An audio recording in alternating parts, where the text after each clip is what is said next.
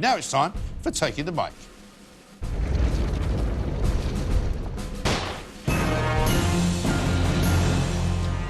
Now, I don't remember the last time anyone had anything good to say about the Border Force. More often than not, we refer to them here in the Independent Republic as the Border Farce, largely because they don't work very well at all. There are around 10,000 people working for them, mostly at airports and seaports around the United Kingdom. They are answerable to the Home Office, even though we also know that that hasn't worked properly for over a decade. We already know that they are sympathetic to the plight of illegal migrants, and we already know that an investigation into their practices suggests that their defence of these islands is more porous than a sieve in the water. We also know that they're not very good at stopping undesirables from coming here. Quite often, it is Border Force vessels that rescue migrants from the English Channel who don't actually need rescuing, ferrying them to our shores without even being asked to do so. Once they're here, neither are Border Force particularly good at getting rid of them. Deportations are at an all-time low.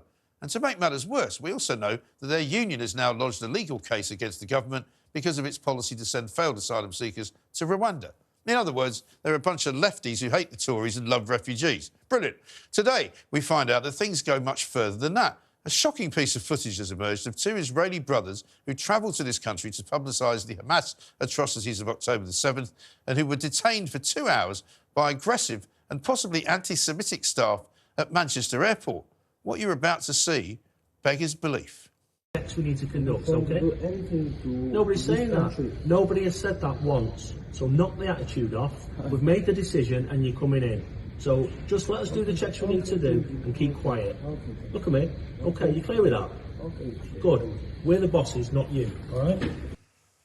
That was how border guards spoke to Daniel and Naria Sharabi, who are described as heroes of the carnage at the music festival on the 7th of October. They defended more than 30 people from Hamas terrorists as they sheltered behind a tank. They fired unfamiliar weapons using only instructions over the phone from an Israeli reserve commander. They saved countless lives as dozens were being murdered around them. But when they landed in this country, supposedly the cradle of democracy, they were treated abominably. I have no doubt that we were detained because we were Israeli, said Daniel. We kept asking the officials why they had stopped us. Was it because we were Israeli or because we were Jewish?